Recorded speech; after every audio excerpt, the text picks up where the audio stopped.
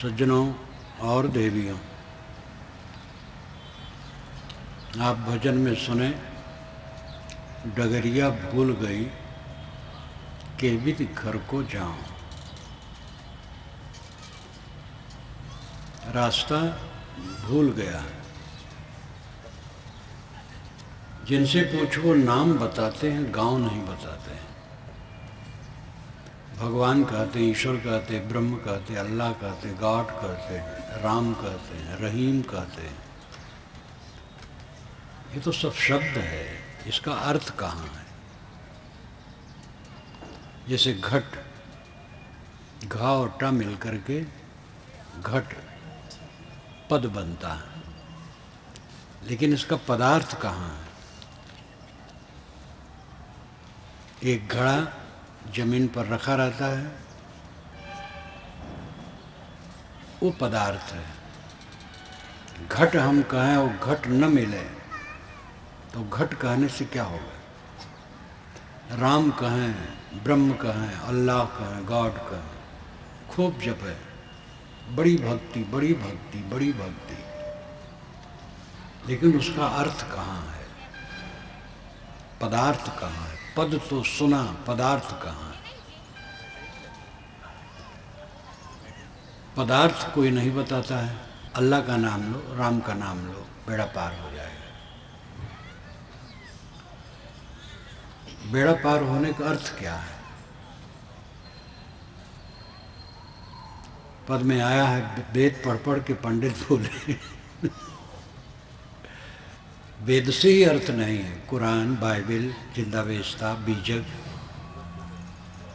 शास्त्र पढ़ पढ़ करके हम भूले हैं, शास्त्र का मर्म नहीं जानते हैं। एक दुख होता है भ्रमजनित, एक दुख होता है मोहजनित। भ्रमजनित दुख भ्रम के मिट जाने पर मिट जाता है। मोहजनित दुख के लिए साधना करना पड़ता है। आपको भूत लगते हैं, प्रेत लगते हैं, समझ में आ जाए कि भूत प्रेत नाम की कोई चीज नहीं है, तो उसका दुख खत्म हो जाएगा। भूत प्रेत होते ही नहीं, भ्रम है केवल। आप कहेंगे शास्त्रों में लिखा है, शास्त्र नहीं, वेद में भी लिखा है। अथर्ववेद में तो झाड़ फूक, चंद्र मंत्र, भूत प्रेत सब है, लेकिन उसमें ज्ञान विज्ञान भी खूब है। इसलिए चारों वेदों में अथर्ववेद को ही ब्रह्म वेद कहा जाता है। तो लिखा होने से कोई बात सच नहीं होती है, और कोई गलत बात है तो उसके नाते सब गलत नहीं होती है। शास्त्र स्वतः प्रमाण नहीं है, महापुरुष स्वतः प्रमाण नहीं है, विवेक से प्रमाण है। इसलिए मत मान लो कि पुरानी पुस्तक में लिखा है, इसलिए भी मत मानो कि इस पुस्तक को मानने वाले बहुत लोग हैं, इसलिए भी मत मानो कि बड़े पुरुष कहते हैं। जो बात सामने आए उसकी परीक्षा करो, यथार्थता क्या है। कारण कार्य की व्यवस्था के अनुकूल जो बात है वो सच है, जो कारण कार्य व्यवस्था के विपरीत है वो सच नहीं। 2 2 4 ये सच है, 2 2 5 सच नहीं। महात्मा, गुरु, पंडित, मौलवी, पादरी, किसी के मुख से निकला हो, कोई परवाह मत करो। निर्णय करो, छानबीन करो, परख करो। पारख शब्द यहाँ के झंडों में आप देखते हैं, इसका शुद्ध रूप है परख। परख संस्कृत भाषा का शब्द है और उसी को पारख कहते हैं। परख, छानबीन, निर्णय। सदगुरु ने कहा है, भूल मिटे गुर मिले, पारखी पारख दें लखाई। कहाँ कबीर, भूल की औसत पारख सब की भाई। गांठी रतन मरम नहीं जाने, पारख लीना छुरी हो। कहें कबीर, ये अवसर बीते रतन न मिले बहोरी हो। गांठी में रतन है, लेकिन लोग मर्म नहीं जानते। पारख लेना चोरी हो। जिनको पारख है वे गांठ से खोल लेते हैं रतन को और माला माल हो जाते हैं। भूत प्रेत केवल काल्पनिक है, कहीं नहीं भूत प्रेत होते हैं, उनकी कोई योनि खान नहीं है। उनके वंशज, उनका खान पान, उनका व्यवहार कुछ तो पता लगना चाहिए। कहाँ रहते हैं, कैसे पैदा होते हैं, उनके बाल बच्चे कहाँ रहते हैं, खाना पीना क्या होता है, टट्टी पेशाब कहीं करते हैं कि नहीं। आपके आंगन में एक बैल टट्टी कर जाए तो जान जाएंगे बैल है, लेकिन बकरी टट्टी कर जाए तो जान जाएंगे बकरी है, क्योंकि कुछ प्राणियों की टट्टी के स्वरूप अलग अलग होते हैं। भूत प्रेत की टट्टी आपने कभी देखी है? खाना पानी, बाल बच्चे, वंशज कुछ नहीं, हवा है। और उस हवा में बड़े बड़े पंडित पड़े हैं, क्योंकि शास्त्रों में लिखा है अंग फड़कने से कोई हानि लाभ नहीं होता है। दाहिना फड़के बायां फड़के बिल्कुल निश्चिंत रहो। छूछा घड़ा भरा घड़ा देखने से कोई हानि लाभ नहीं है। धोबी और तेली देखने से कोई फायदा और नुकसान नहीं।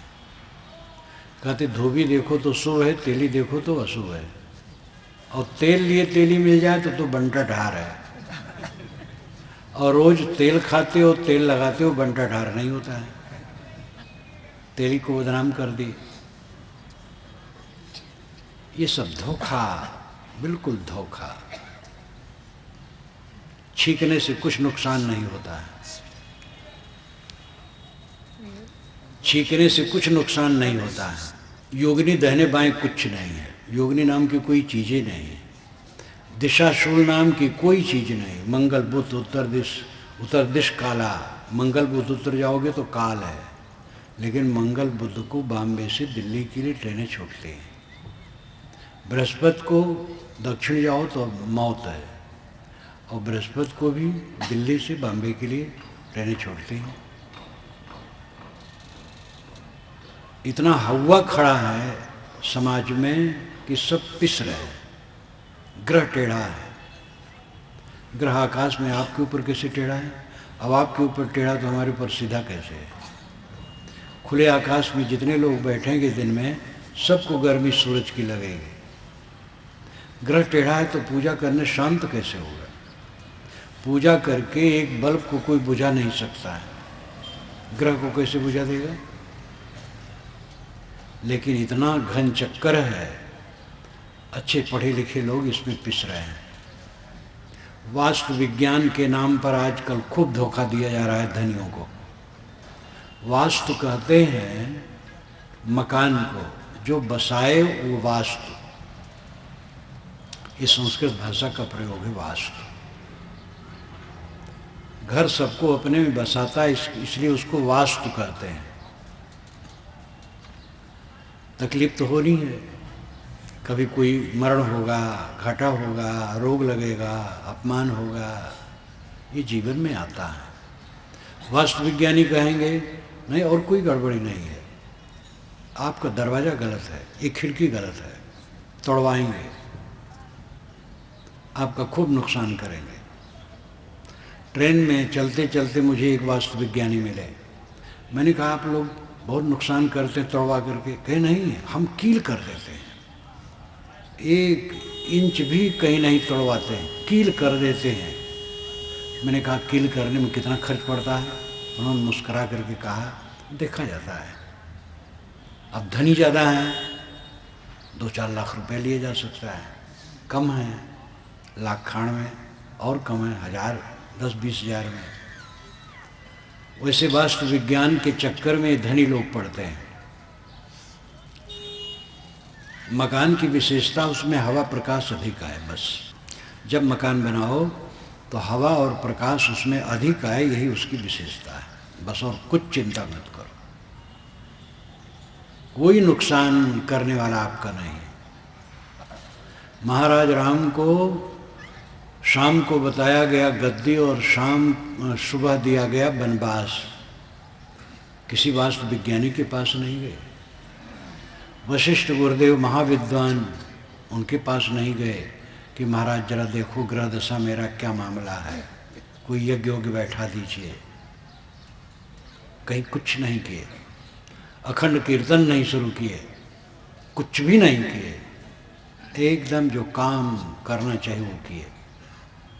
पूरी रामायण में महाभारत, पूरी रामायण में अयोध्या कांड रामायण का दिल है। सारी हरकत उसी में है, हृदय द्रावक है अयोध्या कांड। गोस्वामी जी महाभावुक, लेकिन उसमें भी उन्होंने अयोध्या कांड में भी ज़्यादा भावुकता का प्रदर्शन नहीं कर पाया। सारी घटनाओं की जड़ अयोध्या कांड में है, वहीं से सब शुरू होता है। लेकिन राम कहीं विचलित नहीं होते हैं, और उनके हम अनुगामी हैं, जगह जगह रोते हैं, सर पटकते हैं, या तो पत्थर की पिंडियों के सामने पटकेंगे या तो शून्य में पुकारेंगे। प्राणियों में तो भगवान है नहीं, या तो पत्थर की पिंडियों में है या तो आकाश में है। हमारी बुद्धि को लकवा हो गया है। ये भगवान भगवती बैठे हैं सब। दुकानदार समझे ग्राहक जितने आते हैं भगवान भगवती है। क्लर्क और अफसर समझें कि ग्राहक जितने आते हैं दफ्तर में काम कराने भगवान भगवती है। अध्यापक समझे बच्चे जो आते हैं पढ़ने के लिए वो भगवान भगवती है। लेकिन भगवान भगवती की पूजा कर ली जाती है घर में, और भोग लगा दिया जाता है और कुल खा लिया जाता है स्वयं। तो दियम वस्तु गोविंदम तो वेमेव समर्पये, कहा के पानी छिड़क दिया गया और कुल खा लिया गया, भगवान की पूजा हो गई। अब दुकान पर, ऑफिस में, कार्य क्षेत्र में बैठकर भगवान भगवती को तकलीफ दी जाती है। क्लर्क और अफसर ग्राहकों से कहेगा 15 दिन के बाद आना, 100 किलोमीटर से आए, 200 किलोमीटर से आए, 15 दिन के बाद आना। घूस दें काम बन जाएगा, घूस नहीं दी 15 दिन के बाद आना। भगवान के भक्त हैं वो। अफसर और क्लर्क भगवान कितने भक्त हैं कि क्या पूछना है। बिना भगवान का नाम लिए कोई काम नहीं करते हैं, लेकिन असली भगवान का रक्त चूसते हैं। बड़े बड़े नेता बड़े बड़े गबन करते हैं, समाज को धोखा देते हैं, वर्गलाते हैं। भगवान के भक्त सब हैं। रात में गृहपति कहेगा भगवान अब मैं सोने जा रहा हूँ, तू ही रक्षक है। और पिछवाड़े खड़ा चोर दीवार में सबरी लगाता है, कहता भगवान सेर काटना शुरू करता हूँ, दांव लगाना। भगवान का नाम लेकर प्राणियों को कत्ल किया जाता है। देवताओं का नाम लेकर के प्राणियों के गले पर छुरी रखी जाती है। ऐसी ऐसी पूजाएं होती हैं, पूरे संसार में करोड़ों जानवर काट दिए जाते हैं भगवान के नाम पर। कहाँ हम सभ्य हुए हैं? आज अभी विज्ञान इतना बढ़ गया है, सभ्य हुए हैं। नेपाल में जब सत्ता का परिवर्तन हुआ, प्रचंड जी आए। प्रचंड अभी भी सत्ता में तो नहीं है, लेकिन उन्होंने बंदूक के बल पर सब काम किया था। उनकी अपनी सेना है, उसको उसमें राजनीति में प्रवेश कराना चाहते हैं, और नेता उचित नहीं समझते हैं, उचित है भी नहीं। लेकिन प्रचंड की कई बातें बहुत अच्छी हैं। उन्होंने धर्म के नाम पर पशुवध को बंद करवाने के लिए कोशिश की, तो एकदम उत्पात आ गया, तो बेचारे चुप हो गए। आज इस विकसित युग में ईश्वर और देवता के नाम पर करोड़ों जानवर काटे जाते हैं। ये भगवान की भक्ति है? क्या ईश्वर और देवता इतने निर्दय हैं कि प्राणियों को छटपटाते देख करके वो खुश हों? लेकिन भगवान की भक्ति चल रही है। भगवान की भक्ति तो गली गली में, नौनों नेजा ऊपर तक है। लेकिन असली भगवान का निरादर है। असली भगवान ये प्राणी है। हमारी दृष्टि प्राणियों पर आनी चाहिए। क्लर्क और अफसर जितने ग्राहक आए उनका काम करें, उनको भगवान भगवती समझे, तनख्वाह उससे मिलती है, घूस न मांगे। व्यापारी उचित मुनाफा ले, धोखा न दे। नेता समाज की सेवा करे। लेकिन महात्मा कालाने वाले गांजे का दम लगाते हैं। कहते हैं जो न पिए गांजा की कली, उस लड़के से लड़की भली। गाली देते हैं। मछली खाने वाले कहते हैं रोहू पढ़नी माछली कनक जीर के भात, भगत बैठ पछतात हैं दिले लटे की बात। रोहू पढ़नी मछली हो और कनक जीर उत्तम चावल का भात हो, क्या पूछना। भगत लोग बेचारे पछता रहे हैं कि भगत हो गया, क्या कहें, हम भी खाते मछली। तो इस प्रकार व्यंग वंग तो करना अलग बात है, लेकिन असली भगवान की पूजा प्राणियों की सेवा है। सेवा तो सबकी हम नहीं कर सकते, किसी को तकलीफ न दे। तकलीफ देने में लगे रहते हैं। एक ईश्वर भक्त दूसरे ईश्वर भक्त को नास्तिक कहता है। मोक्ष और स्वर्ग केवल हमारे संप्रदाय में रिजर्व है। ये हिंसा, घोर हिंसा। श्रद्धा बहुत काम की चीज है, लेकिन श्रद्धा जब बढ़ जाती है तो हिंसा बन जाती है। अधिक श्रद्धा हिंसा पैदा करती है, वो श्रद्धा नहीं है। श्रद्धा शब्द का अर्थ है सत्य में निष्ठा। श्रत और धा ये दो मिल करके श्रद्धा शब्द बनता है। ऋग्वेद के वेद के निरुक्त में यास्क मुनि ने इसकी परिभाषा यही दी है। आज से 2800 वर्ष पूर्व यास्क मुनि हुए हैं। मात्र उन्हीं का निरुक्त उपलब्ध है। उन्होंने 22 निरुक्तकारों का उदाहरण दिया है, लेकिन उनका कुछ पता नहीं। खाली निरुक्त यास्क मुनि के द्वारा ही उनका नाम जाना जाता है। यास्क मुनि का निरुक्त आज भी उपलब्ध है, और वेदों को समझने के लिए निरुक्त बहुत काम की चीज़ है। वैसे 70-80 वर्षों से मैकडॉनल्ड का वैदिक मैथोलॉजी ये और प्रौढ़ हो गई है। यास्क मुनि ने श्रद्धा शब्द की परिभाषा यही की है। श्रत और धा ये दो पद मिलकर के श्रद्धा शब्द बनता है। श्रत नाम सत्य, धा नाम धारण। जो बुद्धि सत्य को धारण करे वो श्रद्धावान है, और सत्य को धारण करने की मानसिकता ही श्रद्धा है। लेकिन श्रद्धा का इतना दुरुपयोग है, श्रद्धा के नाम पर लोगों को मूर्ख बनाया जाता है। झाड़ फूक, जंतर मंतर, तांत्रिकों का रोग, ये बड़े बड़े पढ़े लिखे लोगों को भटकाने वाले। काले मुंह के बानर नहीं फंसाए जाते हैं, क्योंकि वो बेवकूफ़ होते हैं। उनको सिखाओ तो उनको कुछ आता नहीं। लाल मुंह के बानर बुद्धिमान होते हैं। उनको फंसाया जाता है और उनको सिखाया जाता है, उनको नचाया जाता है। पढ़े लिखे लोगों में एक तबका ऐसा है जो लाल मुंह के बानर है। उनको फंसा करके खूब ये लोग नचाते हैं, गुरघंटाल लोग। तंत्र मंत्र, ग्रह, नक्षत्र, ज्योतिष जाल, फलित ज्योतिष, गणित ज्योतिष तो ठीक है। भूत प्रेत, जादू टोना, जंतर मंतर और सत्तईसा, दिशाशूल, 7.5 तमाम बवंडर है। और उसमें ये पढ़े लिखे लोग फंसे हैं, धनी और पढ़े लिखे लोग। नेता सबसे कमज़ोर। अगर नेता होगा तो कम नेता होंगे जिसकी उंगलियों में अंगूठी न हो। और ऐसे ऐसे नेता हैं कि अंगुलियां घट जाती हैं और अंगूठियां बढ़ जाती हैं।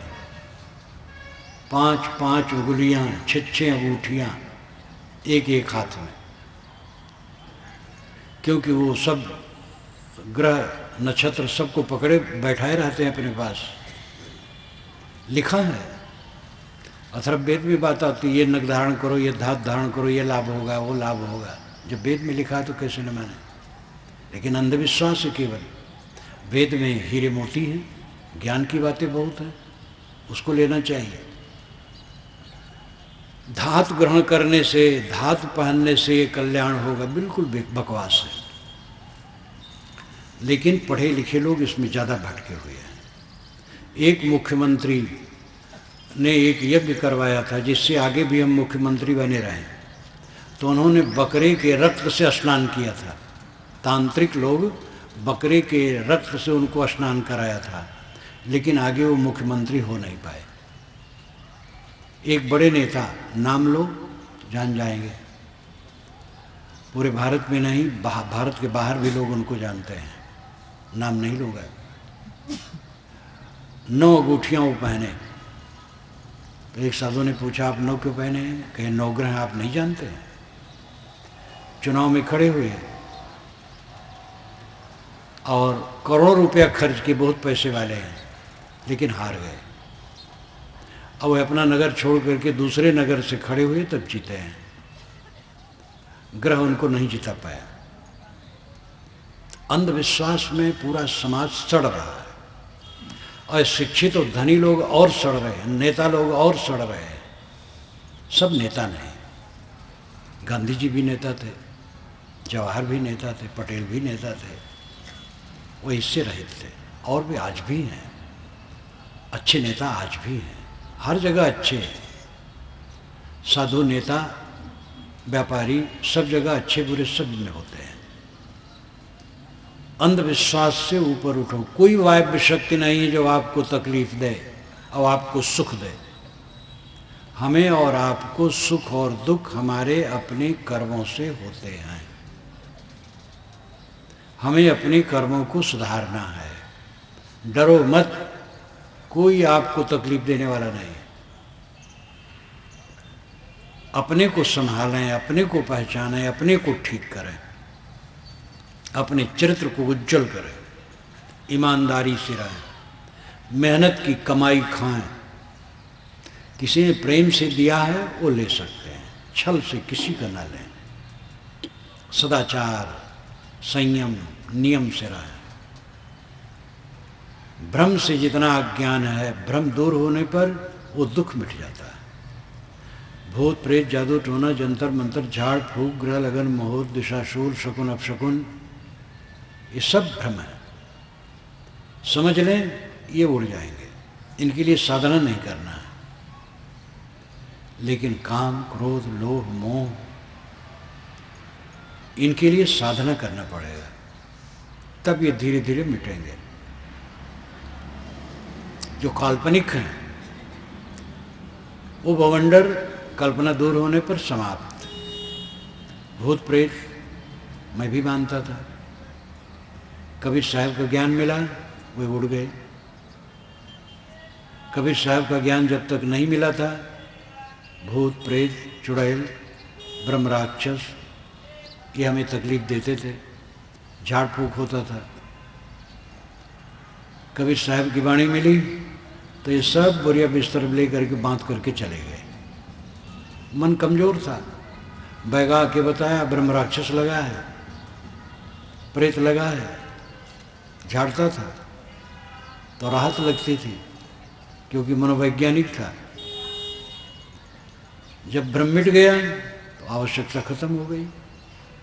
आप लोग कबीर साहब की वाणी पढ़ें, पारक सिद्धांत की वाणी पढ़ें और सारी भ्रांतियां कट जाएंगी। जड़ और चेतन का निर्णय ठीक से समझ में आ जाए, ये वायव्य कल्पनाएं सब समाप्त हो जाएंगी। आपको कर्म करने की प्रेरणा कौन करता है? आप लोगों ने सुना होगा और आप लोगों में कई खुद भी कहते होंगे, ईश्वर सूत्रधार है, हम लोग कठपुतली, जो कुछ वही करवाता है, हम कुछ नहीं। मालूम होता है इसमें बहुत बड़ी भक्ति की बात कह दी गई, लेकिन बहुत बड़ा भ्रम पैदा कर दिया गया। आप कठपुतली नहीं हैं, आप अपने कर्मों के कर्ता और विधाता हैं। आप कठपुतली होते तो प्रवचन की आवश्यकता क्या थी? कठपुतली न सुधरी है, न बिगड़ी है, न सुधरती है। आप सचैतन्य हैं, आप अपने कर्मों के कर्ता और विधाता हैं। आप का सोचना, बोलना और करना ये आपके जिम्मे है। जो आप सोचते और बोलते करते उसके आप जिम्मेदार हैं। एक जज किसी को छोड़ नहीं सकता। अगर वो कहे कि ईश्वर ने मुझे प्रेरणा की है तब मैंने ये हत्या की है, जज छोड़ेगा नहीं, उसको फांसी की सजा देगा या आजीवन कारावास। ईश्वर हमसे कराता है, अच्छा कराए तो अच्छा है, बात समझ में आए। बुरा जो हमसे होता है ईश्वर कराता है। ये जो खरबों खरबों रुपए का गबन नेता लोग करते, ईश्वर करवाता है।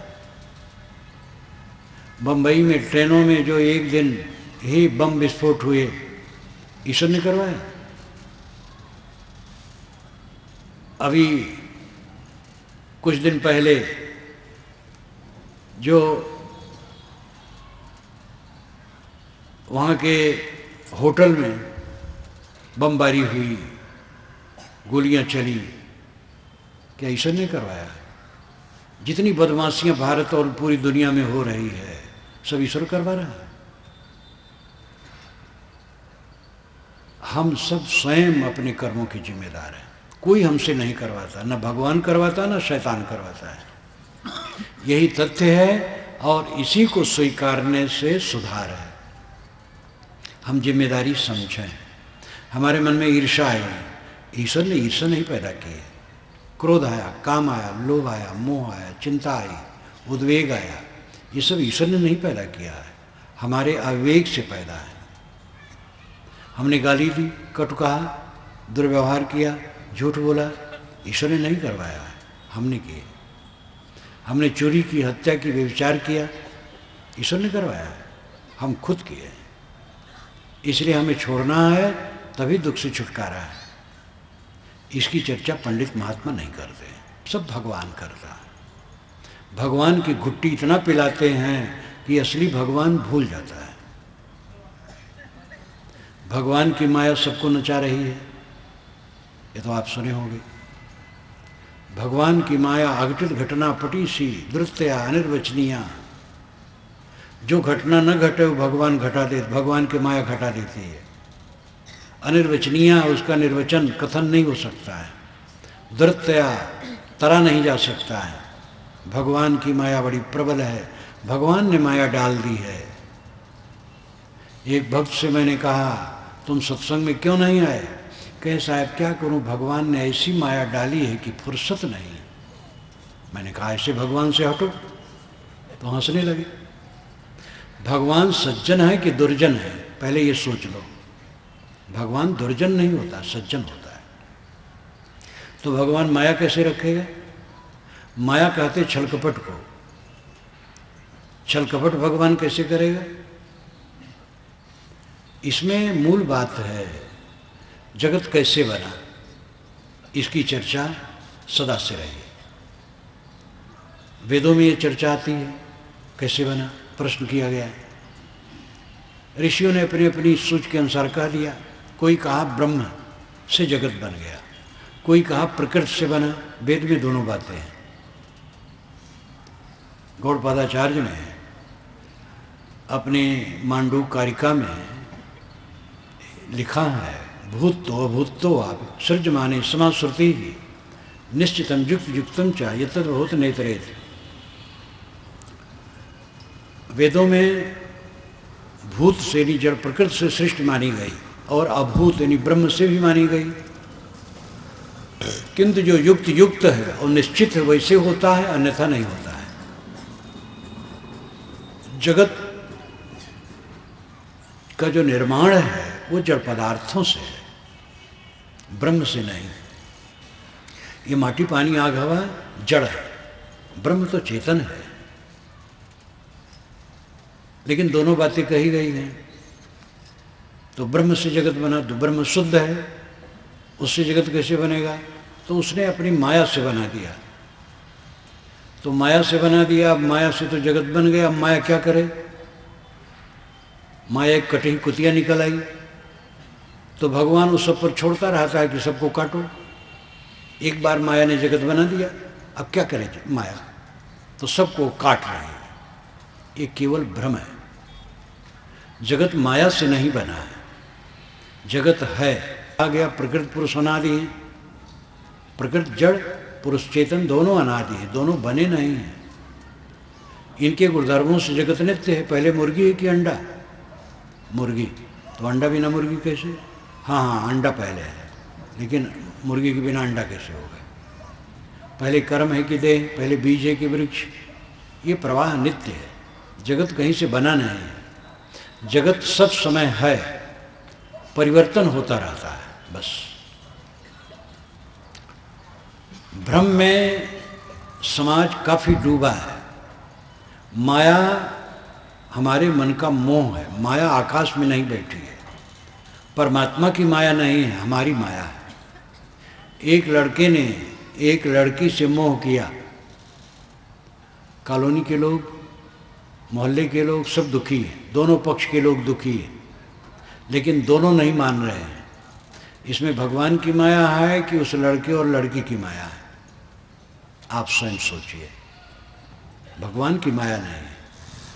बिना जाने समझे लोग बोलते रहते हैं, सोचते तो थोड़े हैं, बस उसको भक्ति मानते हैं। एक वैष्णव संत मुझसे मिलने आए, उन्होंने कहा महाराज राम जी की इच्छा से हमारे मंदिर में 3 कमरे खाली थे, राम जी की इच्छा से उसको किराए पर दे दिया। राम जी की इच्छा से किराएदार किराया ही नहीं देता है। तो मैंने कहा क्या बुरा करता है, जब राम जी की इच्छा से नहीं देता तो क्या बुरा करता है?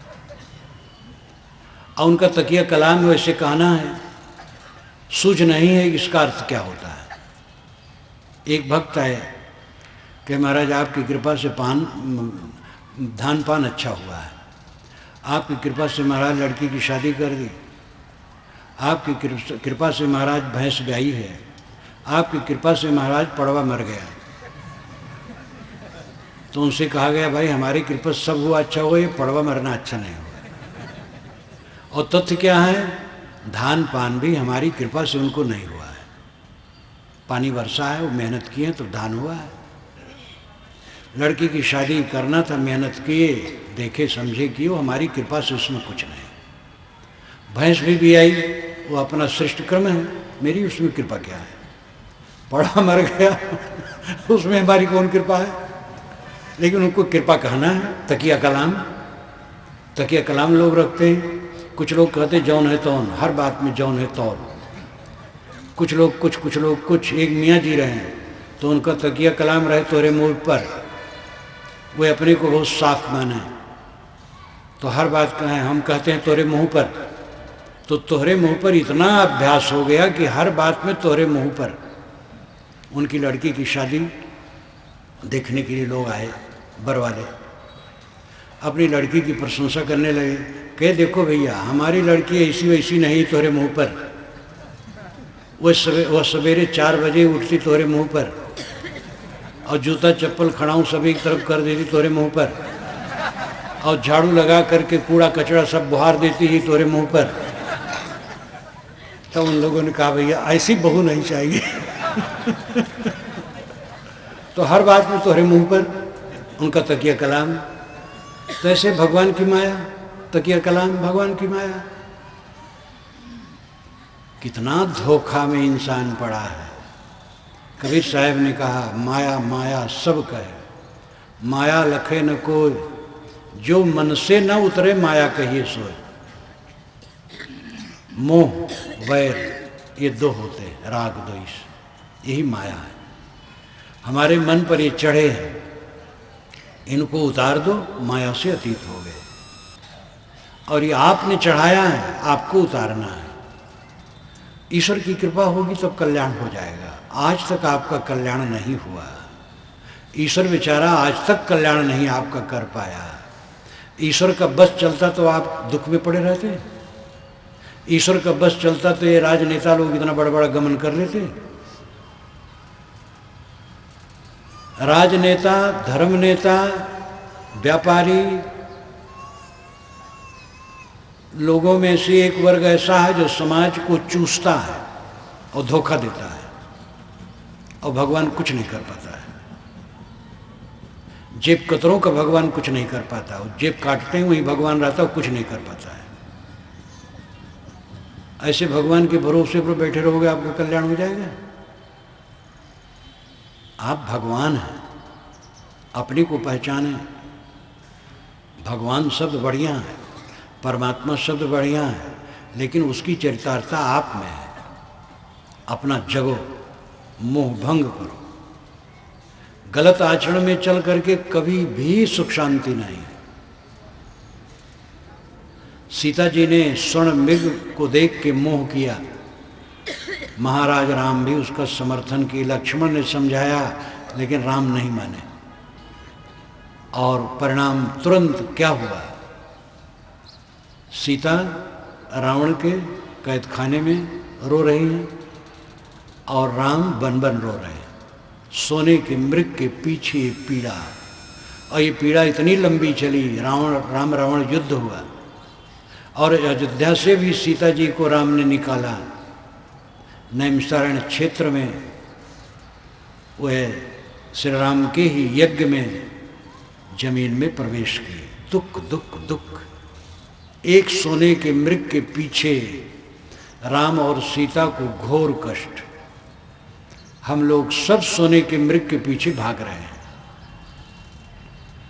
वो रूपक हो सकता है, सोने का मृग जो मारीच बना, मैंने वहाँ रामायण रहस्य में लिखा है, कई घंटे की सामग्री उसमें है, वो संभव नहीं है।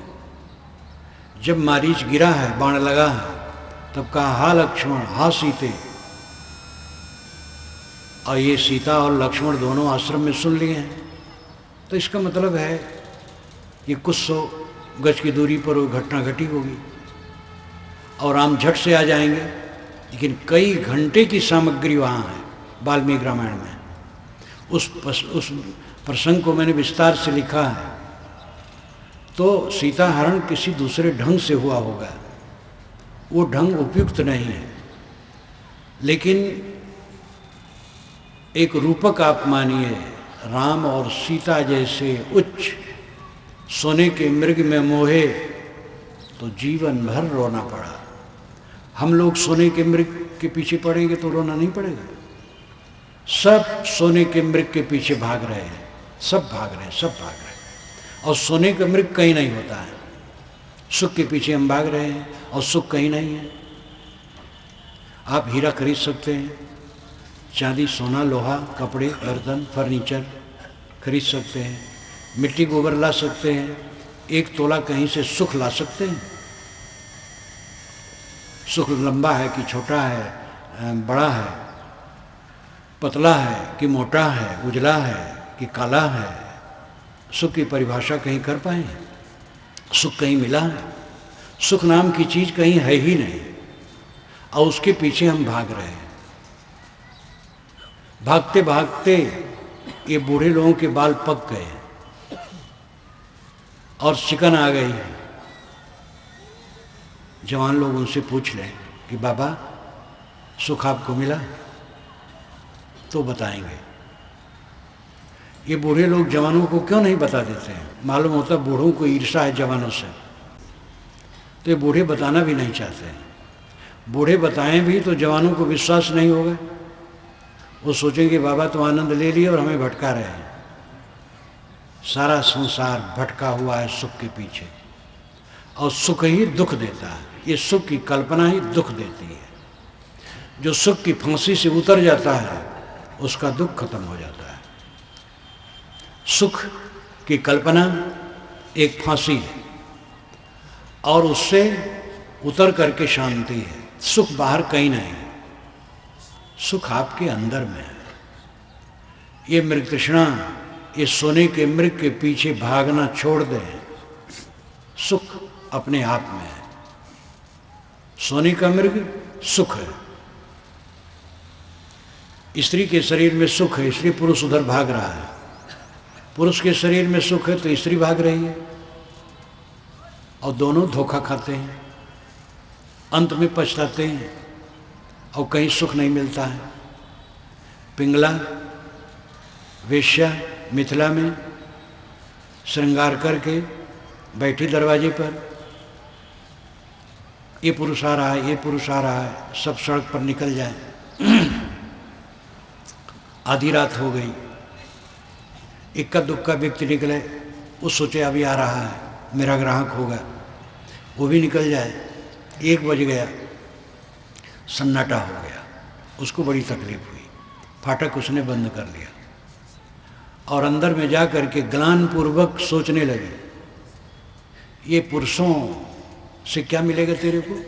टट्टी पेशाब के पुतले, थूक और पेशाब के पुंज, पसीना के पुंज, दुखी पीड़ित संतप्त उलझे हुए उद्वेगित, इनमें चिपक करके तू क्या पाएगा? धिक्कारा अपने को। आशा ही परमम दुखम नैराश्यम परमम सुखम, यथा संचिद्ध कांताशाम सुखम सुस्सापि पिंगला। पिंगला वेश्या, जब आशा का उसने परित्याग कर दिया, पुरुष की आशा, पुरुष की कामना छोड़ दी, तो सुख से सोई। एक युवती का मेरे पास पत्र आया 3-4 वर्ष हुए कि साहब मेरी शादी हो गई है, मेरा पति बड़ा सुशील है, मैं उसमें अत्यंत मोहग्रस्त हो गई हूँ और उसके बिना मैं बेचैन रहती हूँ, चाहती हूँ सब समय मेरे पास बैठा रहे, मैं बहुत दुखी हो गई हूँ, आप मुझे उपदेश कीजिए, पारक प्रकाश में छाप दीजिए, मैं पढ़ लूँगी, जान जाऊँगी, मेरा मन अपने पति के मोह से हट जाए और उसके साथ सुंदर बर्ताव करूं, मोह न करूं, मैं बहुत दुखी हो गई हूं। संस्कारी लड़की थी, अपना नाम पता नहीं दिया, विवेक था उसको, मोह हो गया तो उसको पीड़ा हो रही थी। मोह में पीड़ा के सिवा और क्या होता है? विवेक से जियो, अनासक्त होकर के जियो, सुख से जियो। चित्त की स्थिरता सुख है, चित्त की शांति सुख है, चित्त का सुलझाव सुख है, पदार्थों में सुख नहीं है। पदार्थ तो केवल देह गुजर के लिए है। दुनिया की सारी चीजें देह गुजर तक ही वह साथ दे सकती हैं, उनमें सुख नहीं है। सुख है चित्त के सुलझाव में, और चित्त सुलझेगा राग द्वेष त्यागने से। पदार्थ अपने बस में नहीं है, बदलने वाले हैं। जिन मनुष्यों के बीच में हम रहते हैं उनके सबके स्वभाव अलग अलग है, उनके गुणकर्म और संस्कार अलग अलग है। सब में से अमृत और जहर निकलता है, सब में जहर भी है और अमृत भी है। अमृत तो ज़्यादा दबा रहता है, जहरे रहता है, निकलता है। शील, क्षमा, दया, करुणा, प्रेम, ये अमृत है। क्रोध, काम, लोभ, द्वेष, चिंता, उद्वेग, ये विष है। सबके अंदर से विष उबलता है। क्रोध, भवक, ईर्षा, द्वेष, लड़ाई झगड़ा, खींचातानी, आपाधापी, सबके अंदर से जहर उबलता है। दूसरे के उबले हुए जहर को सह लो और अपने जहर को मारो, ये सुख का रास्ता है। पत्नी ने कट कह दिया, आप शांत रहें, वो समझ जाएगी। आप शीतल रहेंगे, वो भी समझेगी। आप भी लड़ेंगे तो और दुख बढ़ेगा। पत्नी कह दिया, पत्नी सह ले।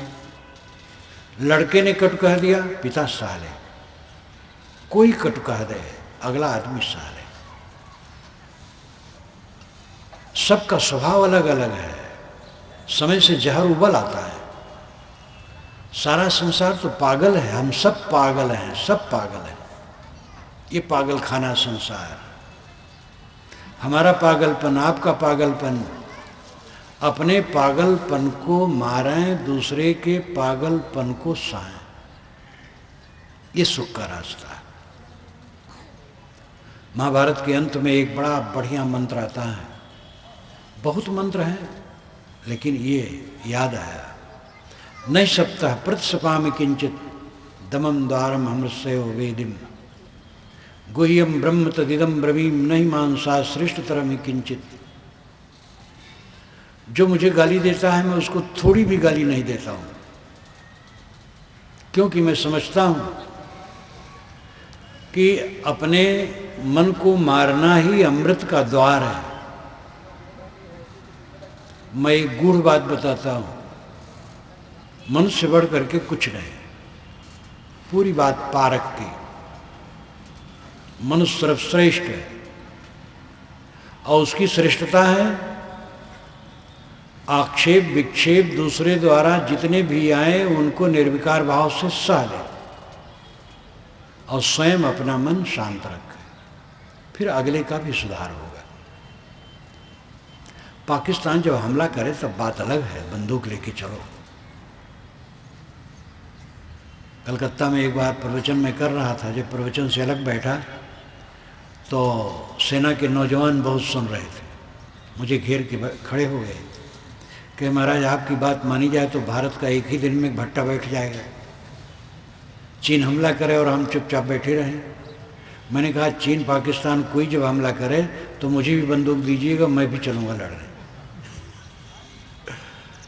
मैं आध्यात्मिक बात कह रहा हूँ। आपस में ही एक दूसरे से प्रेम नहीं करोगे तो बंदूक उठा लोगे। आपकी पत्नी ने कट कह दिया तो क्या आप बंदूक उठाएंगे कि पंचायत करेंगे कि मुकदमा दायर करेंगे? आध्यात्मिक क्षेत्र यह है। अगर आध्यात्मिक कल्याण चाहते हो तो सहना सीखो, न सह करके घर घर में कलह है। सबको अहंकार है, मेरी बुद्धि ज़्यादा है और मेरा आचरण सबसे ज़्यादा पवित्र है, और ये बहुत नुकसानदेह है। हम समझें हमारी बुद्धि छोटी है, हमसे बड़े बड़े आचरण वाले हैं, सबसे खोटा मैं हूँ। अपने को पीछे और नीचे करो, विनम्र बनो। सदगुरु कबीर की आधी साखी काफ़ी है, तरने को है दीनता, डूबन को अभिमान। तरने के लिए दीनता काफ़ी, डूबने के लिए अभिमान काफ़ी है। पदार्थों में परिवर्तन होगा, रोक नहीं सकते हो। लोगों का मन बदलेगा, रोक नहीं सकते हो। जो आदर करते हैं उनसे निरादर हो जाएगा समय से। 20 बार आदर उन्होंने किया, 30 बार आदर किया, एक बार निरादर हो गया, क्यों गाल फुला लिए? मीठ वचन अनेक बार बोला, एक बार कट हो गया तो दुश्मनी साध ली। जो साथ साथ रहते हैं, सब काम धाम करते हैं, उत्तेजना आ गई, कुछ अन्यथा कह दिए तो उनसे लड़ करके फिर शांति मिलेगी। सहो, प्रेम से सहो। ये जो मोह का विषय है, आसक्ति का विषय है, जीतने से दुख दूर होगा। इसके लिए साधना करना पड़ेगा। तथ्य को समझने से मोह अपने आप उड़ जाता है। तथ्य क्या है? जिन चीज़ों से, जिन घटनाओं से हम दुखी होते हैं वो कुछ ही दिन में कुछ नहीं रह जाता है।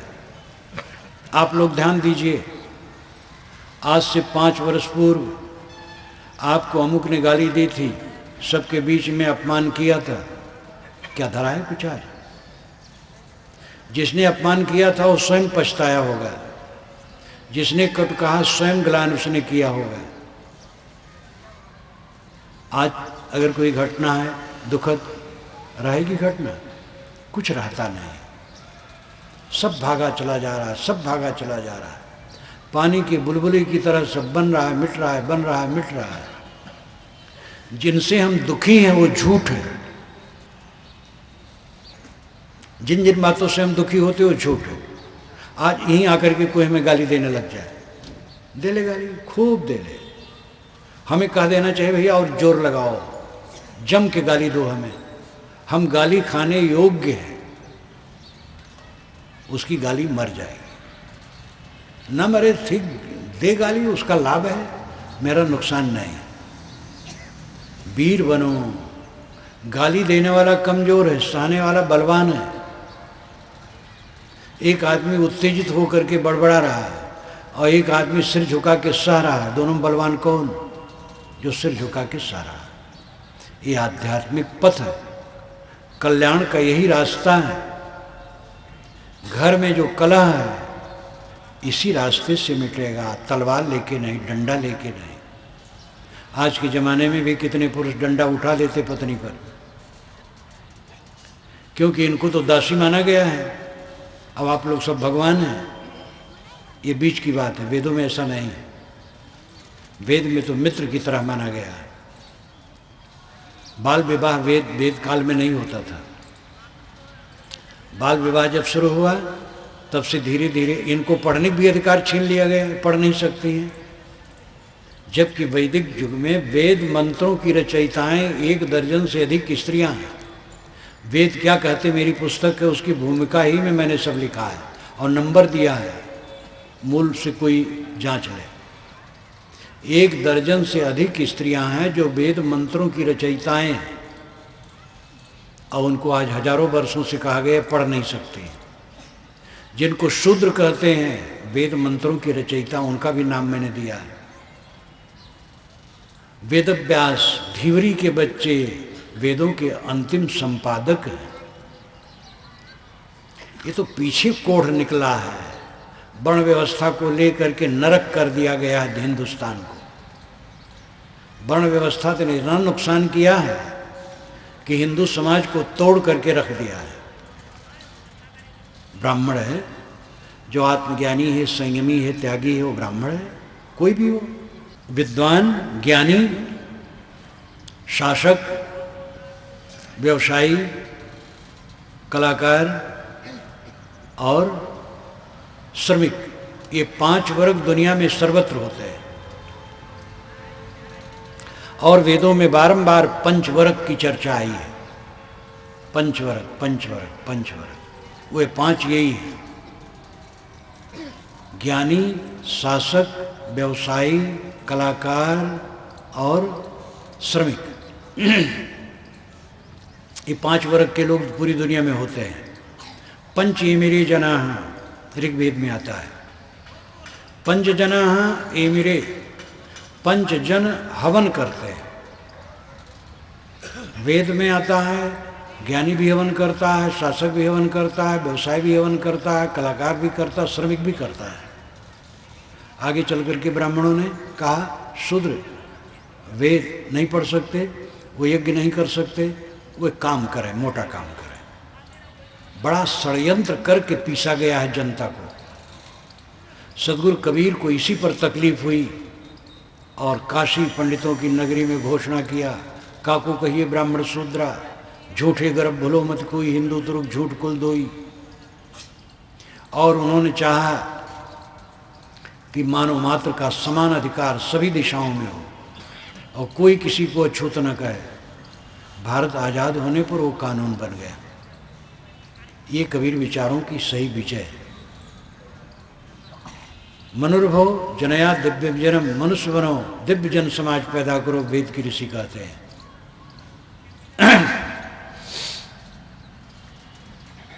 दुख हमारे अविवेक, हमारे अज्ञान, हमारे मोह, हमारी आसक्ति से, हमारी लोलुपता से है, हमारी चाहना, वासना, अहंकार से। सारा कूड़ा कचरा हमारे दिमाग में है, उसको निकालें, अपने को निर्मल करें, फिर दुख नहीं होगा। कोई न भगवान दुख देता है, न शैतान दुख देता है, और न कोई आपका उद्धार कर सकता है। कोई भगवान आपका उद्धार करने वाला नहीं है। गुरु महाराज भी केवल रास्ता बताएंगे, उद्धार आपका नहीं कर पाएंगे। ऐसे गुरु लोग हैं जिनके चेले कहते हैं हमारे गुरु से दीक्षा ले लो, करना कुछ नहीं, बेड़ा पार हो जाएगा। दीक्षा तो गुरु शिष्य के संबंध को जोड़ता है। फिर शिष्य गुरु के उपदेशों को लेकर के अपने जीवन को शोधे। शिष्य का मतलब है जो शासन माने। संस्कृत में शासन का अर्थ है उपदेश। गुरु के उपदेश को जो माने वो शिष्य है। तो दीक्षा तो गुरु शिष्य को जोड़ती है। खाली दीक्षा से मोक्ष हो जाएगा, लेकिन दीक्षा कोई नहीं लेगा, जुड़ेगा नहीं, तो फिर आगे काम क्या करेगा। दीक्षा तो हर जगह होती है। राजनीतिक पार्टियों में नाम लिखाया जाता है, शपथ ग्रहण किया जाता है, वो दीक्षा है। लड़की लड़के का विवाह होता है, वो दीक्षा है। दीक्षा तो हर जगह है। आध्यात्मिक क्षेत्र में दीक्षा तो आवश्यक है, लेकिन समझ बूझ के दीक्षा हो। और दीक्षा के बाद शिक्षा और आचरण, सस्ते नुस्खे दे करके समाज को खूब भटकाया गया है। 18 पुराण और महाभारत, इन 19 जिल्दों से छांटा जाए तो 40,000 श्लोक मिलेंगे जो दिमाग खराब कराऊ है। 40,000 श्लोक, और ये व्याप्त है। गंगा में नहाओ सब पाप कट जाएगा, नर्मदा का नाम लेने से मोक्ष हो जाएगा, नर्मदा का नाम लेने से मोक्ष हो जाएगा। इतना सरल रास्ता है, कभी मोक्ष नहीं होगा। नर्मदा का नाम लो और देखो आपके मन में काम क्रोध लोभ मोह नहीं है तो मोक्ष हो गए। गंगा में नहा के निकलो और देखो आपका मन बिल्कुल निर्मल है, अब राग द्वेष से मुक्त है तो जरूर मोक्ष हो गए। गंगा में नहा करके निकलते हैं लोग तो उन तम्बाकू बना करके खाते हैं, तम्बाकू तक नहीं छूटा तो मोक्ष कैसे हो जाएगा? अमुक नाम लो सब पाप भस्म हो जाएगा, नाम लेते रहते हो पाप करते रहते हैं। मोक्ष होना पाप भस्म होना उसका लक्षण होता है। पाप भस्म होने का मतलब है चित्त का निर्मल होना, मोक्ष होने का मतलब है निष्काम शांति अवस्था प्राप्त होना। अंधविश्वास में समाज डूबा है, अपने को उठाओ। कबीर वाणी जगाती है, कबीर वाणी ऐसी है कि मानो गुप्तचर, हर जगह पहुंच करके सब तथ्य का उद्घाटन करने वाली। अद्भुत थे कबीर, लोग कहते पढ़े लिखे नहीं थे, हजारों पढ़े लिखे उन पर निछावर करने योग्य। उनकी वाणी बीजक आप देखिए आदि से अंत तक एकदम आध्यात्मिक होते हुए वैज्ञानिक तर्कों से भरी हुई है। मैंने आपसे कहा था कि कुछ दुख ऐसे हैं जो अंधविश्वास से उत्पन्न हैं और कुछ दुख ऐसे हैं जो मोह से उत्पन्न हैं। अंधविश्वास की बातें, अंधविश्वास का दुख निर्णय समझ करके वो खत्म हो जाता है। भूत प्रेत जादू टोना जंतर मंतर समझ लो बस सब खत्म हो जाए। मैं ये सब मानता था। 3 महीने मैं बीजक का अभ्यास किया, सन 50-51 की बात है, और मेरा सब भ्रम कट गया। इसके लिए कोई साधना मुझे नहीं करना पड़ा, लेकिन मोह और आसक्ति के लिए इसके लिए साधना करना आवश्यक है। आप लोग भी स्वतंत्र चिंतक बने, अंधविश्वासी न बने, उदार बने, निर्णय को स्वीकार करें और साहब की वाणी का मनन चिंतन करें। आपको निर्भ्रांत ज्ञान मिलेगा। उपनिषद के चिंतक कहीं भूत प्रेत नहीं कहते हैं, कहीं कोई माया हो या नहीं कहते भगवान की माया चाह रही है, कहीं नहीं संप्रदाय की बात करते इस संप्रदाय से मोक्ष होगा इससे नहीं होगा। वह आत्मज्ञान की बात कहते हो, सदाचार की बात कहते हैं। लेकिन उपनिषद का चिंतन पंडितों ने छोड़ दिया। पुराणों की रचना हुई और इसी को लेकर के अपना व्यवसाय में लग गए। केवल एक पंडित दोषी नहीं है, ब्राह्मण पंडित, कबीरपंथी पंडित भी उसमें लग गया। कबीर साहब ने निर्णय की बात कही तो कितने कबीरपंथी हैं जो झाड़ फूक में पड़े हुए हैं, अंधविश्वास में पड़े हुए हैं। हर जगह पंडित मौलवी बन जाते हैं। इसलिए उदार चिंतनशील बने। दुखों का अंत होगा सच्ची समझ से और आसक्ति को जीतने से। इस पर काम करें। मैं अपनी वाणी को विराम देता हूँ। अरे मैंने कहा है कि राजनेताओं की सभा में ताली लगनी चाहिए, मेरी सभा में ताली लगने की जरूरत नहीं। मनन करो, आचरण करो।